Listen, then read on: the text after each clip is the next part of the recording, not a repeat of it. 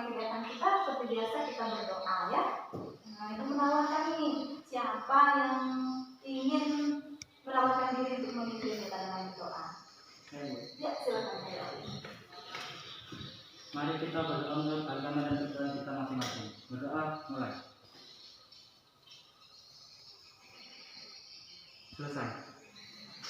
Iya, terima kasih ya Kak Yadi ya sudah memimpin dalam doa kita pada pagi hari ini.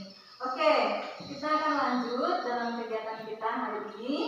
Namun sebelumnya Ibu mau tahu nih, apa kabar semuanya? Luar biasa. Wah, semangat ya, bagus sekali ya. Berarti dengan semangat ini artinya kalian siap untuk kita sama-sama belajar atau melihat materi yang sebentar kita akan pelajari pada pagi hari ini. Oke, namun sebelumnya kita masuk dalam kesepakatan kelas ya.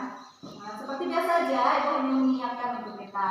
Yang pertama, kesepakatan kelas, waktu kita pembelajaran hari ini hanya ada 45 menit. Ya, betul ya. Kemudian yang kedua, kita akan kalau ada yang misalnya ingin ditanyakan, ya silakan nanti kalian mengangkat tangan seperti biasanya atau Bu, saya mau bertanya gitu ya. Jadi permisi dulu ya ketika kita. Kemudian kalau ada yang ingin ke belakang atau ke toilet, ya boleh nanti mengacungkan tangan juga dan kemudian izin untuk keluar ya kelihatannya. Ada lagi yang kita mau sepakati sebelum kita masuk dalam pembelajaran kita? Ada? Mungkin cukup aja Bu. Cukup ya, juga ada ya. Oke, kita lanjut ya. Nah, hari ini pembelajaran kita itu topiknya adalah peran emosi question dalam belajar. Apa itu emosi question? Emosi question itu adalah kecerdasan emosi. Jadi kita akan melihat bagaimana peran kecerdasan emosi dalam belajar. Nah, ini tujuannya yang akan kita capai dari pembelajaran ini. Yang pertama adalah kalian akan menyimpulkan cara-cara menghindari konflik dengan orang lain. Ya. Kemudian yang selanjutnya membiasakan toleran ya, terhadap ragam ekspresi, perasaan diri sendiri dan juga orang lain. Yang terakhir, kalian akan membangun perasaan dalam cara-cara yang bebas, terbuka dan tidak menimbulkan konflik. Jadi tujuan pembelajaran kita dari topik ini adalah itu melalui peran emosi question dalam belajar. Kita akan mencapai tujuan-tujuan ini. Nah, oke, kita lanjutkan ya. Sebelum tadi kita sudah masuk dalam tujuan pembelajaran, kita melihat dulu langkah-langkah pembelajaran kita hari ini itu apa saja sih? Apa sih yang akan kita lakukan hari ini? Ya, yang pertama nanti kalian Ibu akan menayangkan satu video gambar. Ya, nanti kalian akan menyimak video ini. Kemudian yang kedua, kalian akan menanggapi video itu seperti apa isinya. Ya, dan yang selanjutnya Ibu akan menjelaskan materi melalui PPT dan video dan juga PPT nanti akan dikirimkan ke grup WA kita ya, karena kita tahu kita nggak punya listrik ya, jadi kita pakai WA grup saja. Selanjutnya setelah kalian menyimak materi ya, kalian akan bergabung dengan kelompok. Nah, kelompok diskusinya ya seperti kelompok biasa aja ya. Kelompok kalian seperti apa? Berapa orang? 2. Iya. Nah, kalian akan berpasangan dengan kelompok kalian masing-masing. Nah, di sini akan mendiskusikan, nanti ada tugas yang Ibu berikan kepada kalian. Kalian akan menjawab itu bersama dengan kelompok. Kemudian nanti wakil kelompok akan mempresentasikan dan kelompok lain menanggapi presentasi yang disampaikan oleh teman. Nah, dari langkah-langkah ini, kegiatan ini yang disampaikan, ada yang ingin ditanyakan? Jelas semua? Jelas ya? Jelas. Siap? Baiklah, kalau sudah jelas, kita akan masuk dalam kegiatan kita hari ini. Kita masuk dalam kegiatan kita hari ini, kalian akan melihat tayangan video yang akan Ibu kirim.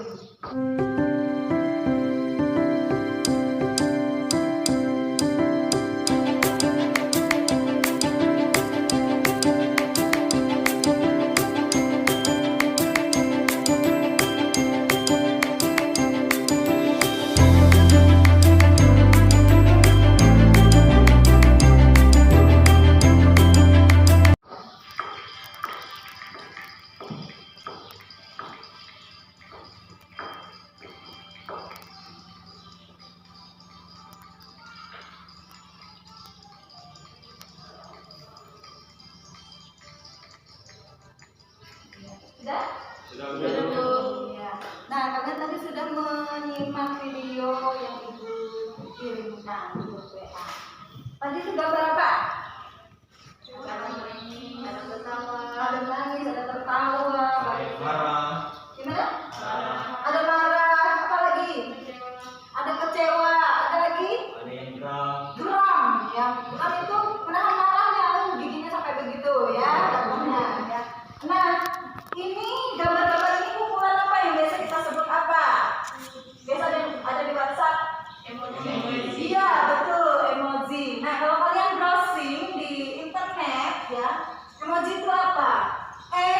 Itu semuanya dari bahasa Jepang, ya. Dan moji, ya. Dan moji. Ini bahasa Jepang. Nah, orang Jepang membuat ini untuk ekspresi-ekspresi yang ada di WhatsApp, ya, ekspresi-ekspresi di WhatsApp yang sering kita pakai juga, ya, ini kita pakai juga. Nah, ini semuanya awalnya dari situ dan diambil dari apa?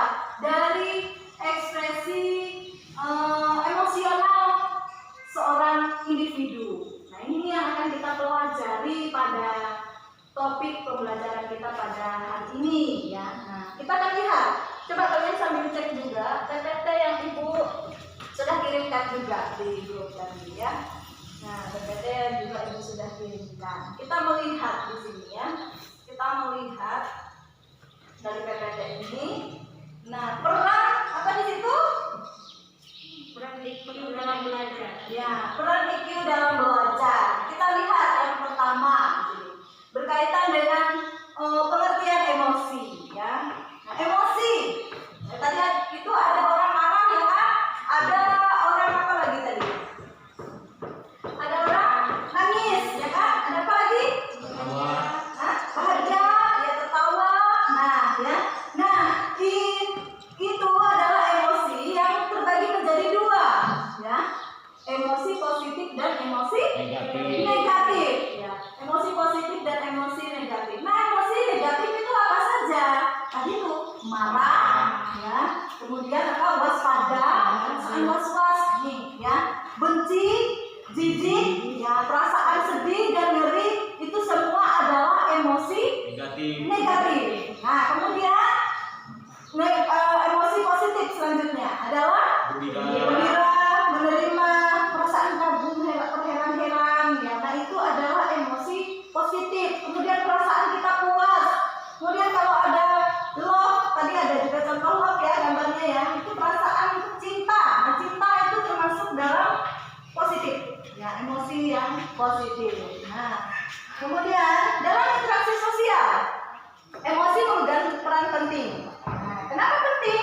Nah, coba gini kita bayangkan bagaimana seandainya relasi antar pribadi atau hubungan kita bergaul dengan orang lain itu berlangsung tanpa disertai emosi, ya. Kita misalnya nih berkomunikasi dengan orang tapi ekspresinya datar. Apa kabar? Ya, datar, tidak ada lonjakan perasaan. Beda kan? Apa kabar? Nah, ya. Tapi kalau orang datar, apa kabar? Ya, tidak ada lonjakan. Kita berbicara dengan orang lain tidak ada lonjakan perasaan yang naik turun ini, bahagia, sedih, ya. Jadi dalam interaksi sosial, emosi ini perannya sangat penting, ya, sangat penting. Kemudian, jadi apa sih kecerdasan emosi itu?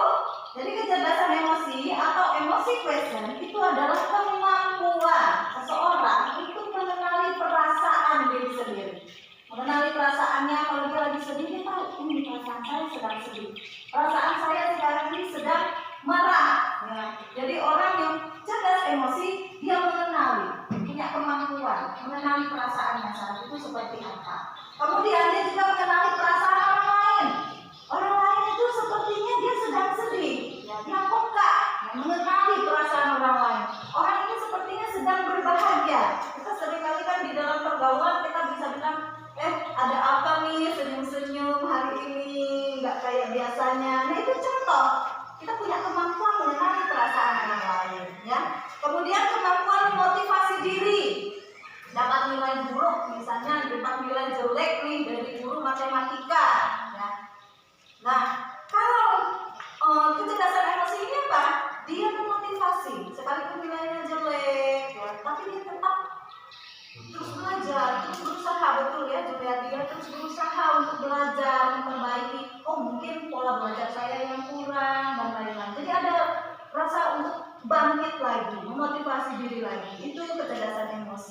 Jadi kemudian kemampuan mengelola emosi dengan baik. Lagi marah dengan seseorang, tapi bukan berarti dia langsung mukul aja si Fatma, misalnya dipukul gitu ya. Saya lagi marah nih sama si Fatma, ya. Saya tersinggung dengan perkataannya. Nah, orang yang tidak bisa mengelola emosi, dia langsung aja pukul mulutnya Fatma dan sebagainya. Ya. Ini yang tidak bisa mengelola emosi, tapi orang yang mengelola emosi, punya kemampuan mengelola emosi, dia mengontrol diri, dia mengontrol kemarahannya, mengontrol kesedihannya, ya. Nangis, ya, dan sebagainya itu wajar, ya. Tapi dia mengontrol itu semua, ya. Kemudian dan dalam berhubungan dengan orang lain, mengelola emosi dengan baik, di mana kita bisa mengelola hubungan dengan orang lain, ya. Jadi artinya kita tetap punya banyak teman. Jadi sekalipun kita tersinggung dengan orang lain, tapi kita tidak menimbulkan yang namanya konflik dengan orang yang menyakiti hati kita, ya, seperti itu. Kemudian emosi bagian dari kekayaan diri manusia. Nah, emosi itu bagian dari kekayaan diri manusia yang tidak boleh diabaikan. Jadi kekayaan, jadi perasaan sedih tadi, marah tadi, apa lagi? Jijik, ngeri, takut, kecewa, itu sebenarnya kekayaan seorang individu, ya, kekayaan seorang individu. Jadi dengan adanya emosi, perasaan-perasaan ini, manusia dapat berinteraksi dengan orang lain, ya. Bisa bersosialisasi dengan orang lain, bisa berhubungan dengan orang lain, dengan lingkungannya. Jadi peristiwa apapun yang di luar dia, ya, di luar diri kita itu, ya, keadaan iklim kah, misalnya panas, ya kan, itu bisa membuat kita ya rasa apa? Rasa gerah kan, rasanya dongkol, ya kan. Nah, itu perasaan, ya, seperti itu. Bagaimana kita mengelolanya? Nah, oleh sebab itu emosi ini sebenarnya memberi warna, ya, warna itu hanya hitam, ada putih, ada apa lagi? Ya, banyak. Apa saja warna? Merah, kuning, ya. Seperti pelangi, ya kan, warna-warni. Jadi emosi itu memberi warna, ya.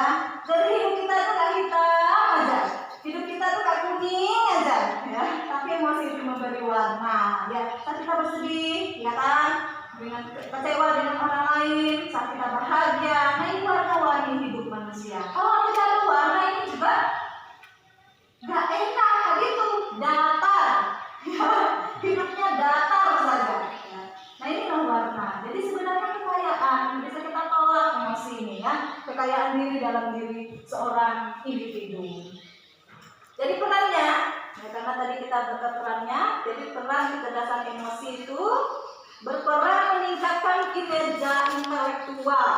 Jadi berperan meningkatkan bagaimana seseorang itu bisa berpikir apa? Positif, berpikir lebih baik, ya, menuntaskan masalahnya, ya.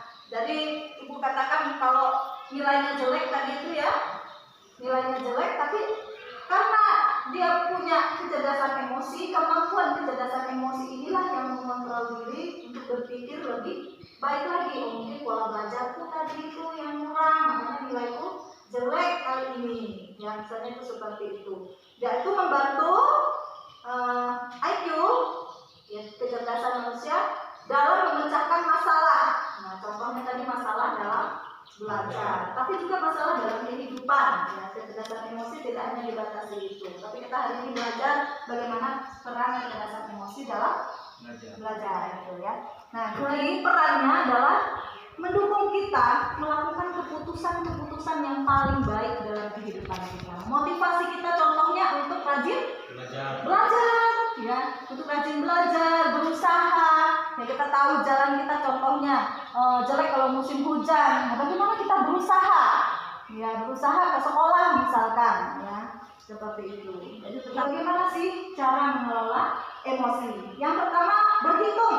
Nah, ada satu hal yang ibu temukan bahwasanya bagaimana nih mengelola emosi. Kalau kita sedang marah dengan seseorang yang lebih muda dari kita, ya, kalau kita lagi marah dengan orang yang lebih muda dari kita,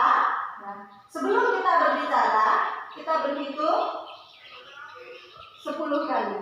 Ya, 1, 2. Ya, jadi kalau orang lebih muda dari kita hitung 10 kali dulu, baru kita bicara. Tapi kalau orang itu lebih tua dari kita itu berhitungnya 50 kali sebelum kita berbicara. Ya, nah, kenapa seperti itu? Supaya kita menenangkan hati yang dongkol tadi, hati yang marah tadi. Ya, jadi jangan bicara dulu, ya, harus berhitung dulu. Ya, nah ini yang disebut dengan bagaimana mengelola emosi dengan berhitung. Kemudian tarik nafas yang dalam dan lambat. Mendengarkan musik. Nah, ya dengarkan musik yang jangan musik rock ya. Itu nanti malah ya. Ya bolehlah kalau kalian suka dengan itu, tapi dengarkanlah musik-musik yang menenangkan. Ya, misalkan musik apa? Rohani, ya. Jangan bicara. Ya, bagaimana kita mengendalikan emosi, mengelola emosi? Jangan berbicara, diam saja. Karena kalau kita bicara, kadang-kadang apa yang dikatakan oleh orang yang lagi marah itu bicaranya ngawur. Ya, sebenarnya asal keluar saja. Misalnya orang tua kalian ini marah, akan ada orang tua yang marahnya itu bisa sampai nutup gitu ya. Itu sebenarnya bukan perkataan dari hati.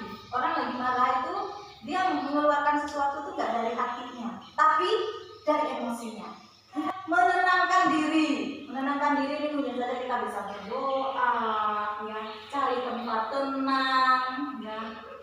Tenangkan dulu diri kita. Kalau lagi marah dengan seseorang, sudah tenangkan hati dulu. Nah, mau minumkah apa yang kita lakukan untuk menenangkan diri. Kemudian kapan perlu kita konseling. Nah, dari penjelasan ibu ini ada yang ingin ditanyakan?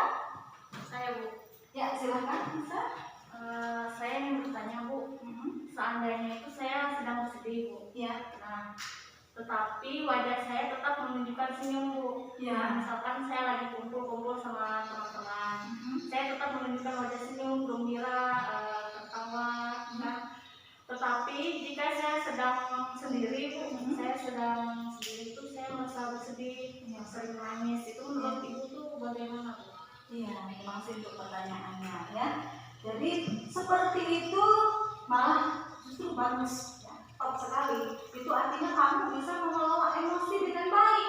Walaupun saat kita sedang bersedih, tapi kita masih bisa tersenyum, nggak nampak nih kesedihan kita. Nah itu adalah orang yang mampu mengelola emosinya dengan baik. Atau sebaliknya, tidak hanya sedih, kita lagi marah, ya, tapi kita nggak marahin orang yang di depan kita sembarangan, gitu ya. Nah, itu contohnya bagus sekali ya, Aisyah seperti itu. Kalau punya sifat seperti itu, jadi kita mengelola emosi kita dengan baik. Ya bagus ya Aisyah ya. Oke, ada lagi yang ditanyakan? Ada lagi yang ditanyakan? Saya, Bu. Ya silakan Juliati. Saya ingin bertanya. Kalau saya sedang sedih, terus saya menangis, itu gimana, Bu? Apakah hal tersebut salah? Apalagi saya kan anak laki-laki. Iya, ya. Oke, bagus sekali ya pertanyaan Juliati ya. Nah, Ibu tadi sudah ada sedikit mengupas ya, mengatakan bahwa emosi itu adalah sesuatu kekayaan diri individu, ya, seorang manusia. Itu artinya kita sedih, kita nangis itu wajar. Ya. Apalagi tipe manusia ini kan macam-macam. Mungkin jadi terkenanya misalnya tipenya melankolis, sensitif. Ya. Jadi kalau lihat apa sesuatu yang merasa sedih, yang menangis itu wajar, ya, tidak salah. Karena apa tadi Ibu bilang kekayaan. Ya. Jadi emosi ini adalah satu kekayaan. Kalau mau menangis, menangis sajalah ya. Kita mau bersedih, bersedih sajalah. Mau kita perempuan, mau kita laki-laki kan boleh, ya, boleh untuk menangis. Hal itu wajar. Karena kekayaan dan itu tidak bisa dihilangkan dari diri seorang manusia. Ya, seorang diri manusia itu tidak bisa dihilangkan. Dia bahagia juga, ya, kan tidak bisa dihilangkan itu. Ya, jadi menangis wajar, ya. Sudah lihat apa-apa ya, sekalipun kamu laki-laki, kamu menangis, nah tidak perlu merasa malu diajak temannya, ih kamu ini cengeng, ya, anak mami dan sebagainya. Tidak usah didengarkan itu. Ingat, ya, pembahasan kita, emosi itu adalah kekayaan kita, ya, kekayaan diri manusia yang memberikan apa? Warna tadi itu, ya, memberikan warna dalam kehidupan manusia. Bisa dipahami tidak nih? Bisa, Bu. Ya, oke ya. Gabung ke kelompoknya masing-masing buat pembagian, kerja.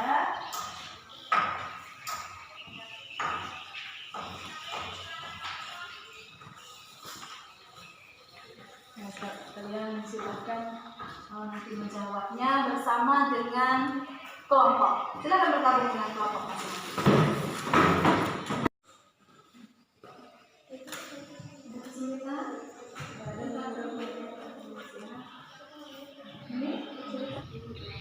Bagaimana cara-cara menghindari konflik dengan orang lain melalui peran EQ, yaitu tidak mudah tersinggung. Bagaimana cara mengelola toleran terhadap ragam ekspresi perasaan diri sendiri dan orang lain melalui peran EQ dalam belajar, yaitu mampu mengendalikan diri saat marah. Bagaimana menyelesaikan perasaan dalam cara-cara yang bebas, terbuka dan tidak menimbulkan konflik, yaitu menghargai orang lain.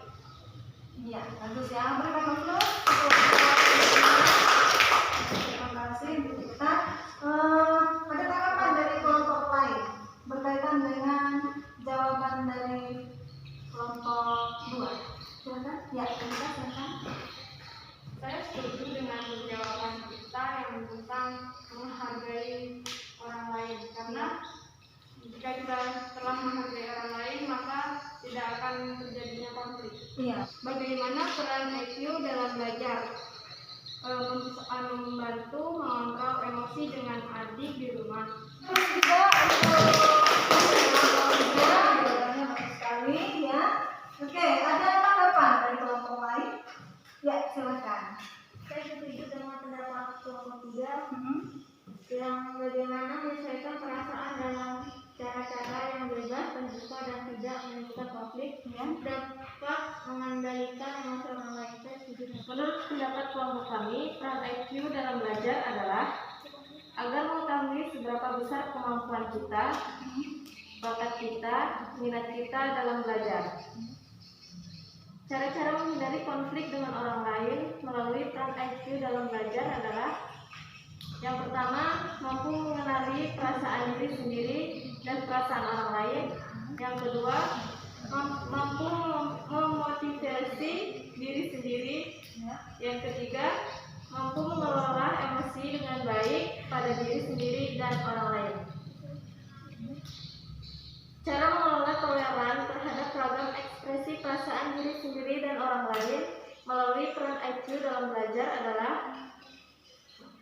yang pertama, tidak memelihara ego di dalam diri yang memaksakan agar perbedaan hilang.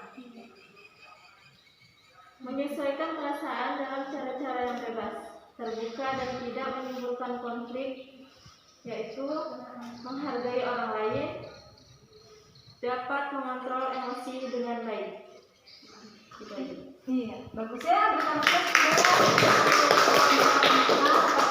Mewakili, ya bagus sekali ya. Ada tanggapan dari kelompok lain berkaitan dengan jawaban dari kelompok 4? Silakan. Ya, silakan. Saya setuju dengan semua jawaban dari kelompok 4, yaitu dengan dapat mengendalikan emosi atau mengontrol emosi. Dengan demikian kita tidak akan ada konflik dengan orang lain. Iya, bagus sekali ya. Terima kasih Bu Yadi. Ya, anak-anak ibu hebat semuanya ya. Berdasarkan jawaban-jawaban yang sudah kalian sampaikan, itu artinya kalian sudah memahami apa itu peran emosi present dalam belajar dan bagaimana di dalam kehidupan ini kita mampu mengelola emosi dengan benar ya. Oke, kita masuk dalam kesimpulan nih. Kalian atau hal apa yang kalian dapatkan dari pembelajaran kita hari ini? Silakan, angkat tangan. Ya, ini Kak, silakan. Kami bisa mengetahui bahwa emosi itu ada yang positif dan yang negatif. Iya, bagus sekali ya. Terima kasih ya. Jawabannya bagus. Emosi manusia itu ada emosi positif dan negatif. Yang emosi positif itu apa saja? Gembira, menerima, apa lagi? Takjub, kagum, ya. Dan kemudian ada emosi negatif. Negatif apa saja?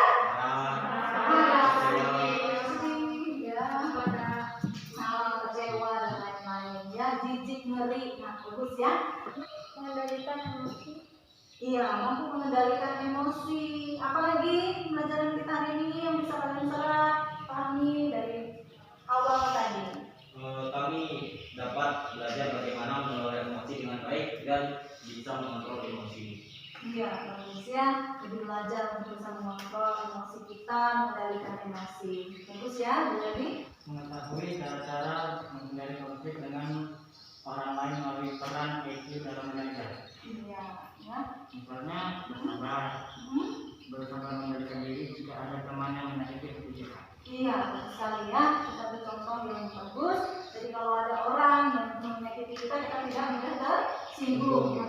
Mengetahui cara mengelola toleran terhadap ragam ekspresi perasaan diri sendiri, misalnya saat kesal dengan orang lain, saya tidak melupakannya dengan sikap berlebihan, yaitu memukul teman tersebut. Iya, manusia betul sekali ya. Jadi akhirnya reaksi kita kalau kita lagi marah itu reaksinya nggak berlebihan. Ya, akhirnya nanti menimbulkan konflik dengan yang lain, malah dengan orang lain. Ya, bagus ya Pak Maya. Oke, dari kesimpulan ini Ibu bisa menangkap juga yang kita sama-sama ambil bahwasanya kalian sudah memahami peran emosi question itu atau kecerdasan emosi itu dalam belajar seperti apa, motivasi diri ya supaya lebih baik lagi. Kalau dapat nilai jelek bukannya kita malah tambah turun semangat untuk belajar, tetapi kita termotivasi melalui emosi question ya, kemampuan kita ini, kecerdasan emosi ini. Kemudian kita juga dalam kehidupan ini secara moralitas kita akan semakin baik lagi kalau kita mampu mengelola emosi dengan baik, yang menghindari yang namanya apa tadi?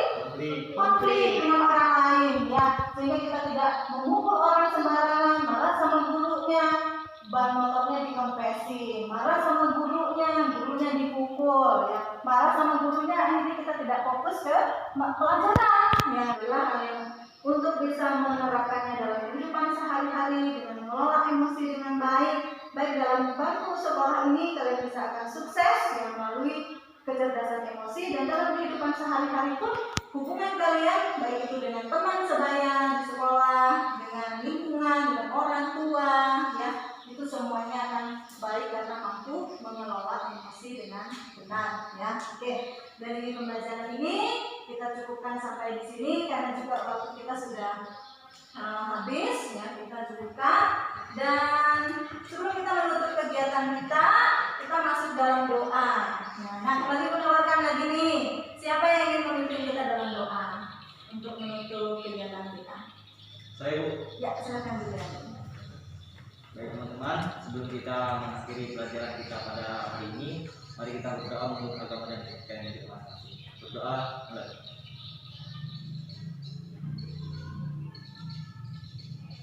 Cukup. Ya, terima kasih ya sudah memimpin kita dalam doa. Kita akan bertemu lagi dalam pembelajaran selanjutnya ya, di pertemuan selanjutnya. Ya, oke, kita cukupkan kegiatan kita. Selamat